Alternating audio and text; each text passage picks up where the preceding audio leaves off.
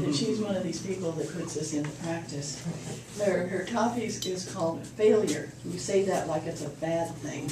And I think many of you feel that if you failed once, you're never going to do it again. And so you have little pieces of paper. If you don't have one, everybody should have one. And you don't have to, but if you would like to share what's on your paper when she asked you to, I think this is kind of fun, because you're going to be reading about something. Sherry, you didn't get one? I thought that was the, like, when you wrote down what term. No, she's got one right there, I think, don't you? Sherry, if you want one, you can have this one. Oh, I can't read it without That's the road. Okay. Well, you click this, remember? I can read Sherry's one, it's fine. Okay, we've got it, we've got it. So, for those of you who don't know our wonderful Reverend Corky, she is the backbone of CCL. Yes. She puts out the program, she does the website, she's the one that makes the music happen. She's the go-to now. She is the go-to, and she has so much energy and so much positive things, and I'm going to cry. But she takes care of you. Yeah, she takes care of me. In June, we were married. Yes. So Congratulations! so I'd like to introduce you to Mrs. Corky Boone. Follow that. Okay, Mrs. Dottie Boone. Howdy, everybody. Howdy! Okay, so we're going to be talking about failure. You say that like it's a bad thing. I know. Indeed. So, when we're little, we all have dreams about what we're going to be when we grow up. You know, whether we're going to be a cowboy or a mom or a daddy or a nurse or a doctor or a minister or, you know, whatever it's going to be. And some of us do that, and some of us don't. And some of us, one of the things that I wanted to be able to do was to be a conversationalist, and I chose a cocktail party. Of course, I was raised in Bakersfield. Cocktail parties weren't part of my family's realm, but I'd seen it on TV. And you have to go, you flit about, and you chat with everyone, and you have your cocktail. So instead of being someone that can talk at a cocktail party, I became an alcoholic. But I flitted around and talked to everybody. But anyway, that's a whole nother sermon. And a whole nother life. Yeah, that was a failure that became a success. Yes, it's a beautiful example. Thank you. So, but the point is that some people maintain that passion and maintain that dream until it became a vortex of passion where they couldn't do anything but what it was they dreamt of being. And then other people, by way of environment, other distractions, just became like leaves that blew in the wind, and wherever you ended up is where you ended up, with no conscious effort of your own. You just were, you're here, you were there. Whoever you were with moved, so you went with them, or whatever happened. And so that doesn't make you a failure, that just makes you doing something else rather than what you thought you were going to do. Yeah. And then there are people who are so driven that they're real jerks, but they're driven. They succeed at what it is they're doing, and sometimes they're very successful in business, and they're what we would consider their life, is non-existent or whatever. But that's another sermon.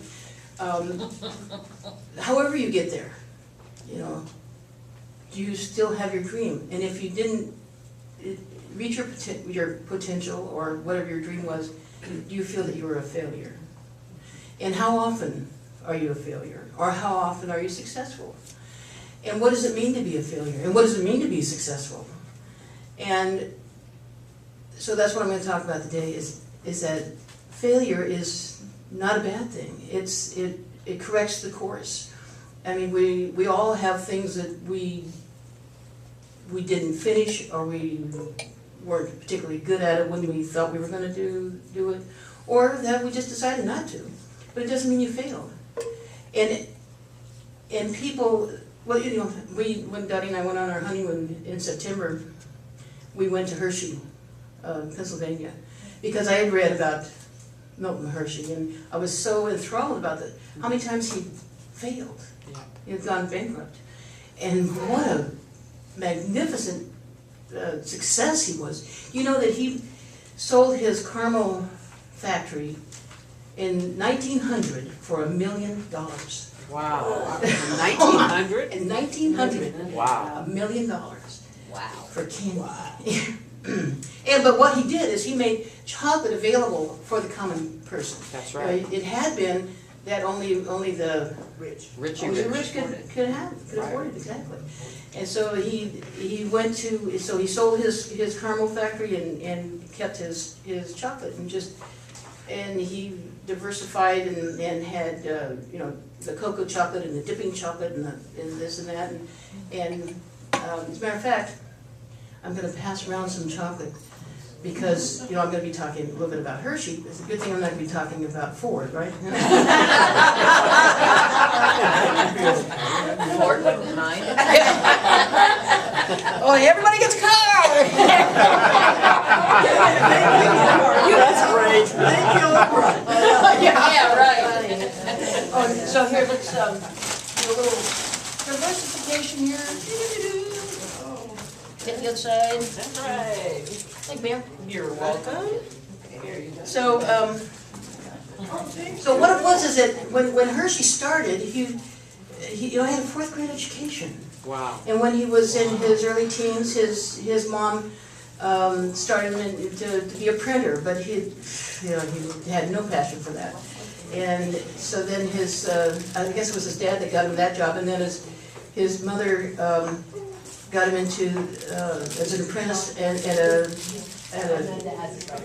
with the caramel people.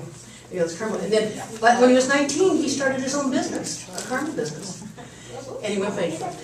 And then he went to Colorado with his dad and started a business there. And that went bankrupt. And then he went to New York, and that went bankrupt. And then, you know, to the point where the family was like, get a job, you know, please. And they had one aunt that gave him a $100 bill and said, okay, this is it, kid. And that's where the rest is history. That's what I say. And so when he went to the World's Fair, and he bought a couple of chocolate machines, and he experimented and experimented, but when he was in Colorado, what he learned was about fresh milk for the chocolate, and so that's what made the difference. And he always, until the day he died, he experimented with chocolates to make it better.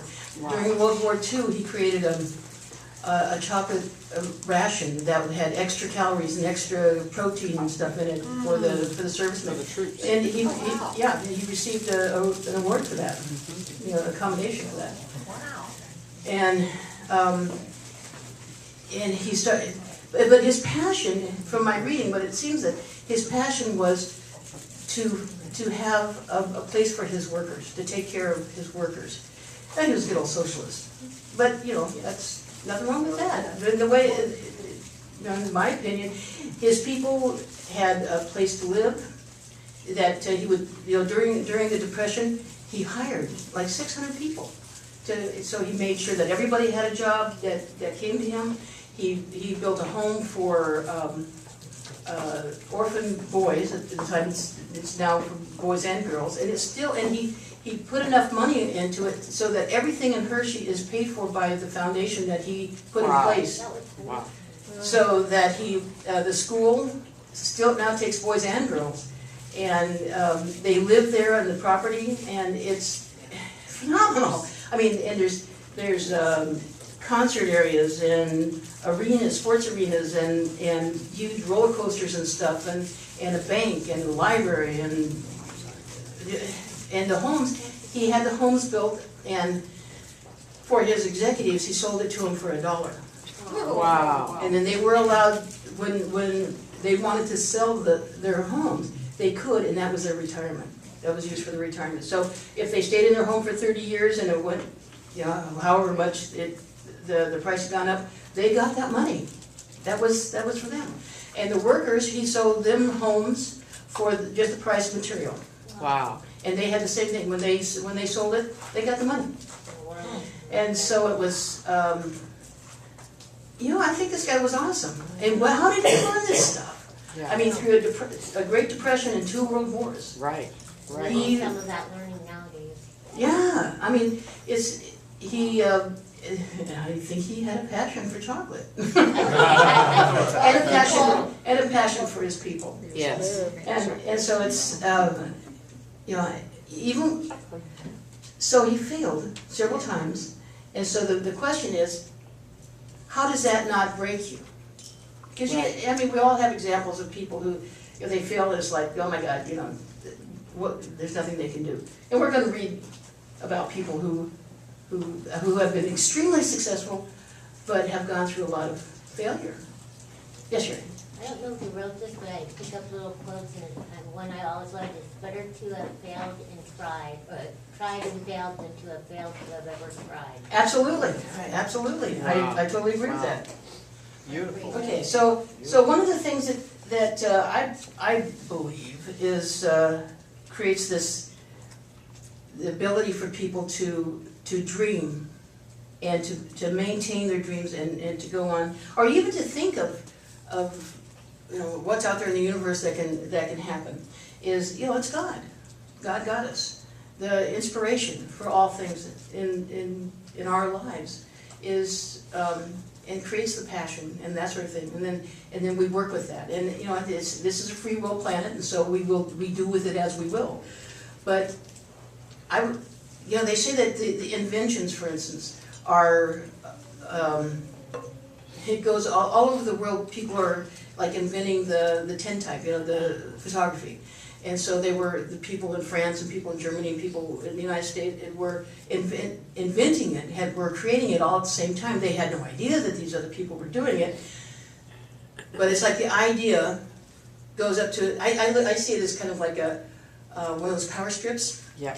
And you can plug into it and you get the inspiration and the information and kind of download it and you go, I'm going to create a car, or you're going to create something, an airplane or a bicycle or whatever it is. And then if you don't, somebody else does. Yeah. It's like Dottie would always say, she comes up with all these ideas, but just doesn't have the time to Put it in action. put it in action, and then about 6 months later, a year later, go, oh, yes, that was my idea. We Yeah. talk ourselves out of it, like maybe something, we talk ourselves out of it. And Yeah, or you don't have time, or the kids need this, or you've got a job, or you've got a relationship, or you do don't you have. ever feel like we move too fast and go sit back and take a breath and appreciate the stuff that we have created? Like we always have to go bigger, bigger, bigger. It's like we never are satisfied to sit Well, back a moment. Everybody wants to have their day, wants to have their ideas out All there. about So, money. and there's in the back at the end here, there's a biological explanation for that. Okay, so then so there's the small voices. Okay. So the idea is to pursue your dream. Don't give. Oh yes, Patty. Corky, is the Hershey family still owning the company, or is it? They never had children. They never had. Yeah, the company does because In their name, but they're. in his early life he created A trust. a trust, and so it's self-supporting. Oh, wow. And but there's No. no family per se because he That's never why had he children. started the orphanage. Yeah, I He was wanted just to gonna have say, kids. yeah. They wanted to have kids, so they started an orphanage. Yeah, but yeah, it's self-sustaining, which is so. Okay, so then so you tune into the divine presence, that little voice that's creative in your head, working to guide each of us in our lives, and we will continue to grow as we learn to trust our intuition and follow our dreams. So the idea is don't give up. And the road may be twisted and full of failures and dead ends, but those that develop a higher spiritual awareness can actively apply the power of determination and freely pursue any road, no matter how crooked, until you finally find the path that leads to your truth, to your purpose, to your most passionate and authentic self. Okay. Page 3, I'm going right along. This is great. Great. Okay, so I'm gonna read this, and I want to see if you guys know who this person is. As a young man, this person went to war, a captain, and returned a private. Afterwards, he was a failure as a businessman. As a lawyer, I'm not going to say where because that might give it away, he was too impatient and too impractical and too temperamental to be a success. He turned to politics and was defeated in his first try for the legislature. Again, defeated in the first attempt to be nominated for Congress. Defeated in his application to be commissioner of the great general land office. Defeated in his first senatorial election. Defeated in his efforts for the vice presidency. Defeated in the next senatorial race. And later wrote to a friend, "I am the most miserable man alive. If what I feel were equally distributed to the whole human family, there would not be one cheerful face on the earth." Yeah. Lincoln. Abraham Lincoln. Yeah. Considered to be one of our greatest presidents. Yep. And failed. Failed a lot, yeah. And so it's, gosh, just think of what we could do. Yeah. Why did he think he could do it? Because he had a passion, he had that spark, where he had things he needed to do. I mean, he kept trying and kept trying and trying. Tenacity. That's for sure. I want to read this one with Winston Churchill, because I was reading it to Dottie this morning and it just made me cry. It's going to do it again because of the passion. So Winston Churchill repeated a grade during elementary school, and when he entered Harrow was placed in the lowest division of the lowest class. Later, he twice failed the entrance exam to the Royal Military Academy. Yeah. He was defeated in his first effort to serve in Parliament. He became Prime Minister when he was 62. He later wrote, "Never give in, never give in, never, never, never, never." In nothing great or small, large or petty, never give in. And then in all capitals, it's never, never, never, never give up. Never. But of course, we all know about Thomas Edison and his 1,000 efforts to make a light. And and his idea was, you don't fail. You just find 999 ways not to do it. Right. Okay, so now I'd like you to read. You want to stand? I want you to stand when anybody feels so. Okay. There's a professor at MIT who offers a course on failure. He does that, he says, because failure is a far more common experience than success. An interviewer once asked him if anybody ever failed the course on failure. He thought a moment and he replied, "No, but there were 2 incompletes." Yes, please. Go ahead. Kevin. 12 publishers rejected J.K. Rowling's book about a boy wizard before a small London house picked up Harry Potter and the Philosopher's Stone. You gotta keep doing it, Jen. So we went to Atari and said, "Hey, we've got this amazing thing. Even built some of your parts. And what do you think about funding us? Or we'll give it to you. We just want to do it. Pay our salary. We'll come to work for you." And they said, "No." No. So then we went to Hewlett-Packard And they said, hey, we don't need you. You haven't gone through college yet. Apple Computer founder Steve Jobs on attempts to get Atari and HP interested in his and Steve Wozniak's personal computer. And they were both kicked out of my high school. Oh, Wow. Okay, Amanda, please. In high school, Robin Williams was community the least to succeed. Least to succeed, Robin Williams. Can you Wow. Wow, thank you. Laura. This is Pablo Casals, who was, Oh my he God. reached 95. Yes. A young reporter asked him, Mr. Casal, you are 95 and the greatest cellist that ever lived. Why do you still practice 6 hours a day? And Mr. Casal's answered, because I think I'm making progress. Okay, Sherry. H.R. Macy's failed 7 times in New York City before his ideas caught on. Wow. Macy's, yeah. Annie? Actually, I like both of mine. Can I read them Yes, both? please. Okay. When Bell Telephone was struggling to get started, its owners offered all their rights to Western Union for $100,000. The offer was disdainfully rejected with the pronouncement, "What use could this company make of an electrical toy?" Beethoven handled the violin very awkwardly and preferred playing his own compositions instead of improving his technique. His teacher called him hopeless as a composer. But we all know that he wrote 5 of his greatest symphonies while completely deaf. Yes. Yes. Yeah. Judy.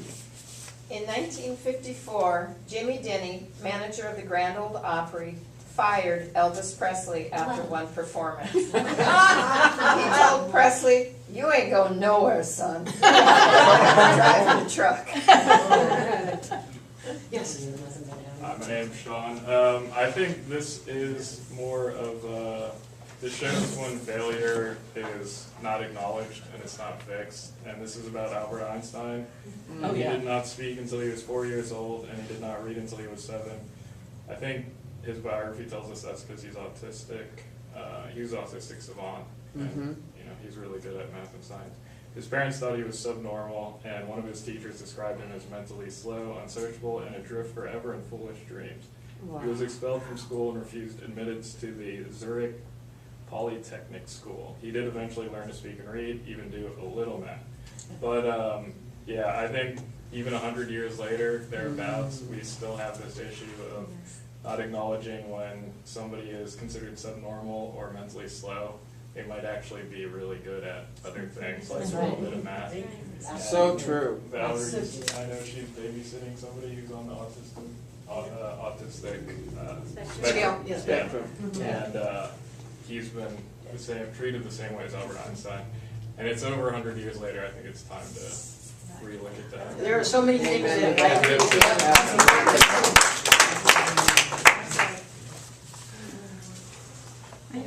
Yeah, Laura. Fred Astaire.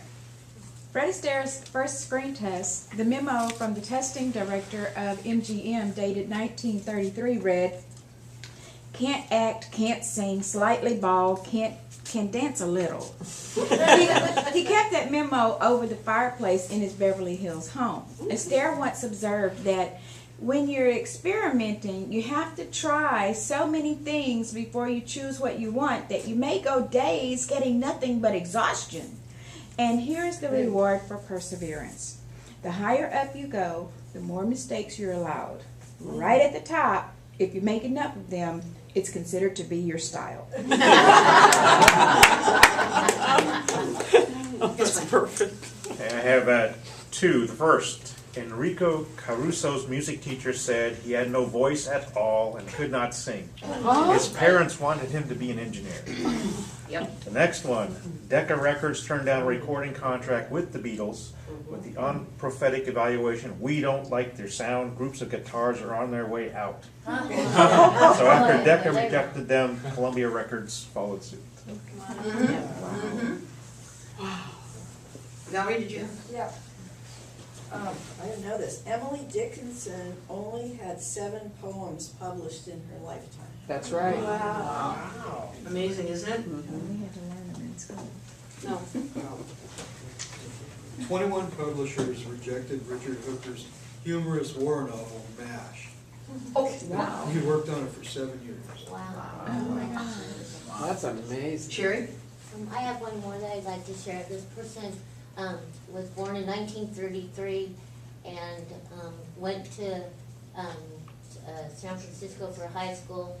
Later dropped out of college and law school and took the bar cold turkey. And when he died at age 59 in 1983, my dad became the #1 trial attorney in the Bay Area for 27 years. Wow. And lost all the cases. He defended the Stanford Daily case, where he represented Palo Alto police men, and he lost it in all the appellate courts here, and finally took it before the highest court of the land in the Supreme Court, and it made case law today, Zerker versus Daly, 1976. Wow.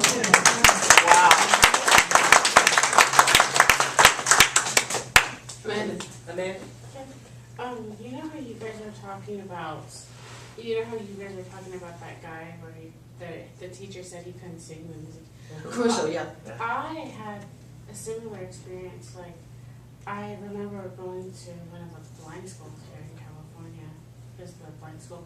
Well, one day I wanted to try out for a choir. Talk up just a little bit louder. Okay, yeah, I wanted to try out for a choir, and my music teacher said that I couldn't sing and I didn't have a voice, and I took voice lessons, and one day I went and sang for him, and he was like, well, you're an inspiration because you never give up. Yay!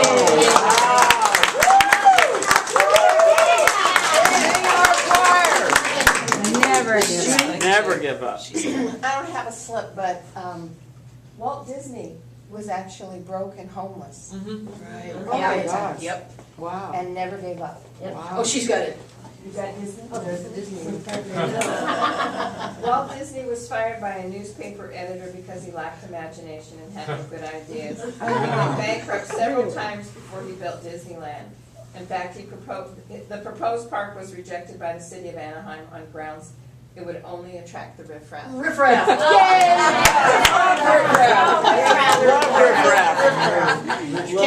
I'm in that boat. Me too. When Lucille Ball began studying to be an actress in 1927, she was told by the head instructor of the John Murray Anderson Drama School, try another profession. Wow. Okay. David? I have 2.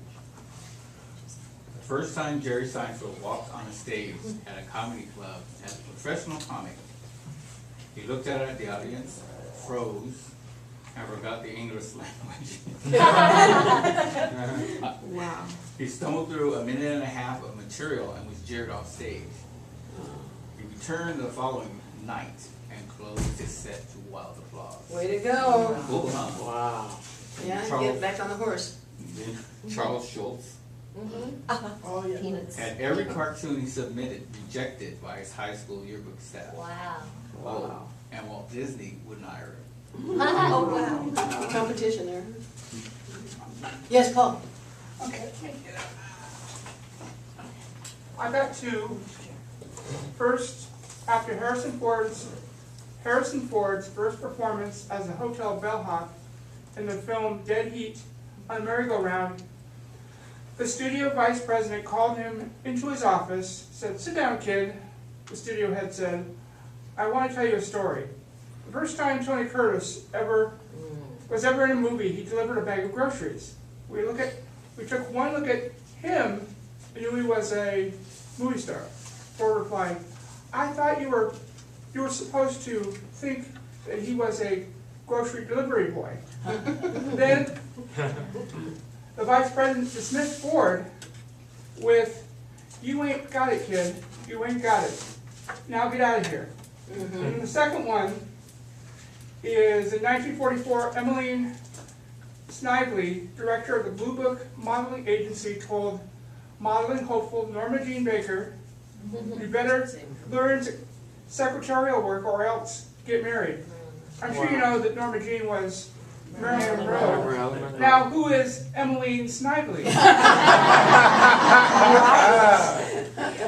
Patty, did you have one?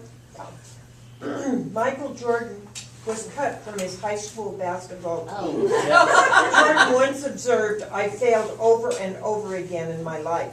That is why I succeed. I've missed more than 900 shots in my career. I've lost almost 300 games. 26 times I've been trusted to take the game-winning shot and miss. I failed over and over and over again in my life. That is why I succeed." Wow. Absolutely. Wow. And I have a second one. Okay. Oh, okay. Babe Ruth is famous for his past home run record, but for decades he also held the record for strikeouts. He hit 714 home runs and struck out 1,330 times in his career, about which he said, "Every strike brings me closer to the next home run." That's right And on. didn't Mark McGwire break the strikeout record? John Wooden once explained that winners make the most errors. Gee, we're all lucky. Winners make the most errors. Yay. Remember that. Wow. I have one. Oh, Donnie has one. Yeah, mine is 18 publishers turned down Richard Bach's story about a soaring eagle. Macmillan finally published Jonathan Livingston Seagull in 1970. By 1975, it had sold more than 7 million copies in the U.S. alone. Wow. I love that. Okay, so I have one more thing to talk about, and then we're going to be doing the pass the basket. Okay, so the new slogan in business now is fail fast, fail early, and fail often. That when innovating, failure is not the end of the world. Sometimes it's just the beginning. The future of innovation is in learning how to fail. This may sound counterintuitive, but if you look at several of the recent trends in innovation, everything from rapid prototypes to common internet practices of releasing products early in beta, they are all about making rapid, interactive adjustments that uncover tiny failures and then correcting them more quickly than one's competitors. Small failures are okay as long as they lead to future successes. There is actually a basis for a link between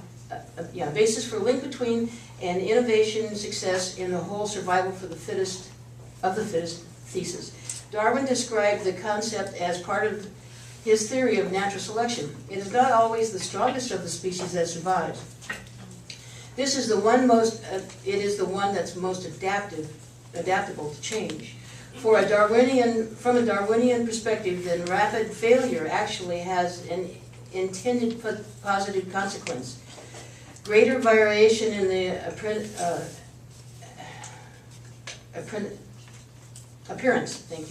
of positive mutations that may ultimately prove useful to the species via a process of natural selection.